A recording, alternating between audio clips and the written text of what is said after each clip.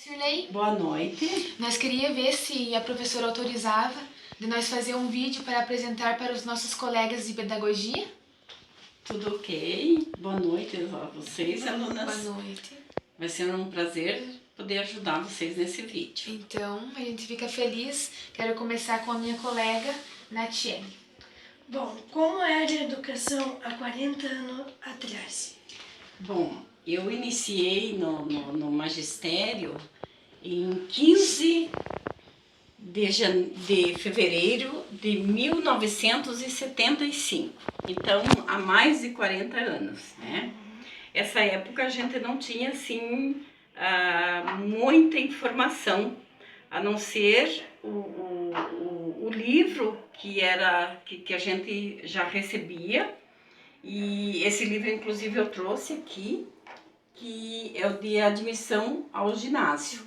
Então, nós fazíamos a quarta série e depois fazia esse livro de admissão para ir para o magistério. Quando eu comecei a trabalhar, eu tinha que fazer o magistério e ao mesmo tempo tinha que estar em sala de aula. Só fazia o magistério quem estivesse em sala de aula. Então, eu tive que sair de casa para ir para uma outra localidade para poder ter uma turma. No período da manhã eu ajudava uma família, um casal de professores, fazia almoço, cuidava dos filhos e à tarde eu lecionava.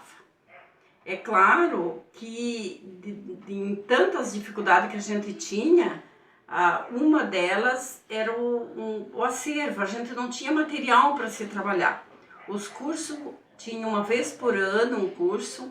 Eu sempre lembro de um curso que era dado com o nome de Erasmo Piloto.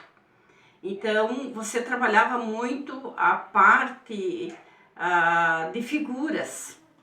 E esse curso foi, assim, o pontapé inicial para mim aprender a como alfabetizar os alunos. Mas com muita dificuldade, porque nós não tinha as tecnologias que nós temos hoje. E os alunos, eles tinham um período diferente de hoje, por causa que todos eles trabalhavam na agricultura. Então, nós iniciávamos no início do ano e mês de novembro não tinha mais aula, porque na época do mês de novembro já iniciava a colheita, que era do feijão naquela região. E a gente tinha dificuldade, mas com um amor muito grande em ensinar, um prazer de ensinar, que o professor daquela época ele era acredito que mais valorizado do que hoje. Mas a gente tinha aquela vontade de preparar os trabalhos, as aulas, nós preparava em forma de diário, né? Eu acredito que até hoje ainda a primeira quarta trabalha dessa forma. Então a gente confeccionava montava aqueles diários de classe e tentava desempenhar durante um mês todo aquele diário.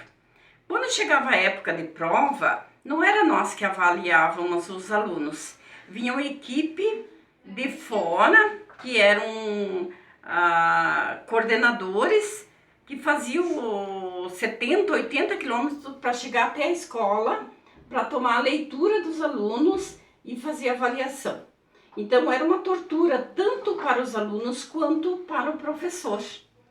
E depois que eles faziam aquela leitura, tomavam a leitura do aluno, acompanhavam o aluno, elas davam a nota, se passava ou não. Então vocês imaginam como ficava a avaliação do professor se muitos alunos não passassem, né? Então era bem difícil, né? Até mesmo por nós não ter autoridade de fazer a avaliação. Como as tecnologias usadas naquela época? As tecnologias que eram usadas eram quadro de giz. Não tinha outra tecnologia. Inclusive, os giz eram feitos com mandioca. Eles faziam o formato do giz, colocavam secar para nós escrever no quadro. A sineta era o sol, o horário que a gente marcava do recreio ou até mesmo do término da aula, era o sol, mais ou menos conforme ficava a sombra no chão, era onde a gente largava os alunos ou para o recreio ou para ir para casa. Ninguém tinha relógio sequer.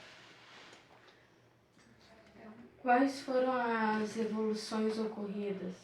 Muitas, né? A tecnologia foi o que mais, né? Houve uma evolução maior.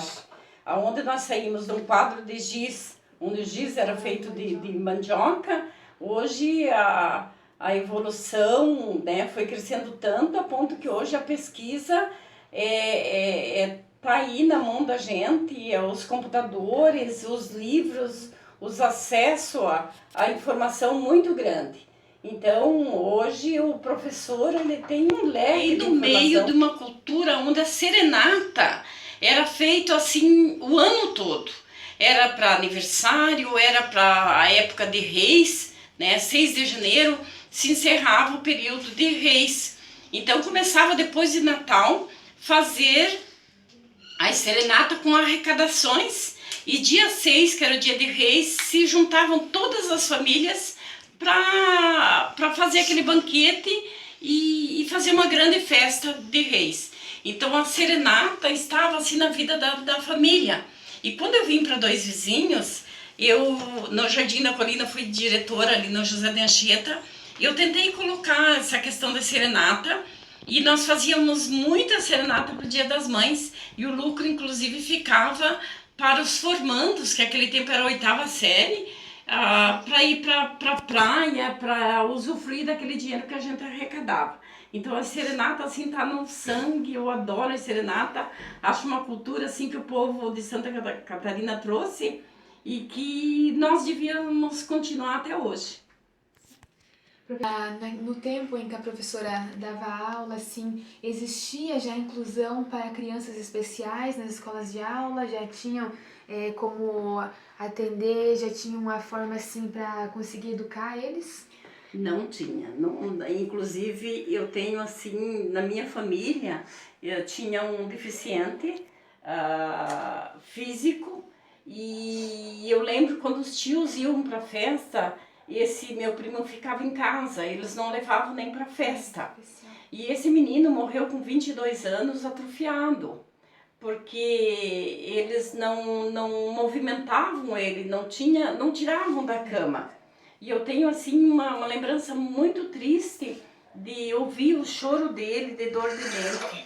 E ninguém levava. Então a gente percebia assim que não existia a inclusão dos deficientes na sociedade, muito menos eles tinham oportunidade de ir jamais para uma escola.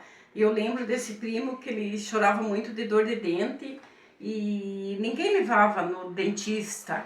Era normal, era isso mesmo, era deficiente, tinha que ficar em casa, a ponto de atrofiar, porque a pessoa, se não se exercita, ele atrofia. Ele faleceu com 22 anos, sempre na cama, e eu lembro assim que a festa era próxima, eles iam para a festa e logo tinham que voltar, porque ele tinha que ficar em casa.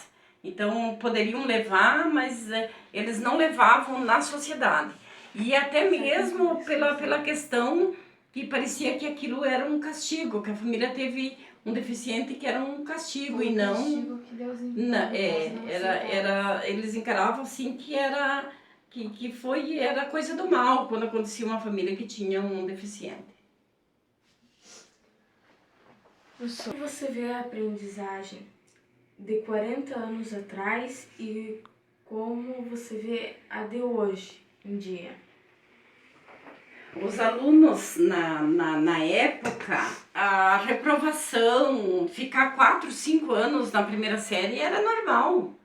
Simplesmente não avançavam, ficavam, iam para a escola e não eram alfabetizados, os pais achavam, é burro, não é inteligente, e aquilo ficava como normal. Muitas vezes tiravam até mesmo sem eles aprender nada.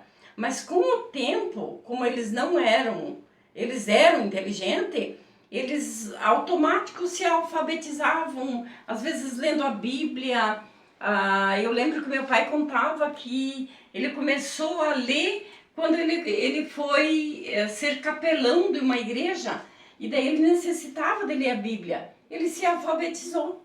Então, achava assim, não aprendia, mas sim, eles eram inteligentes. O que não vinha ao encontro dele, de repente, era o sistema, né?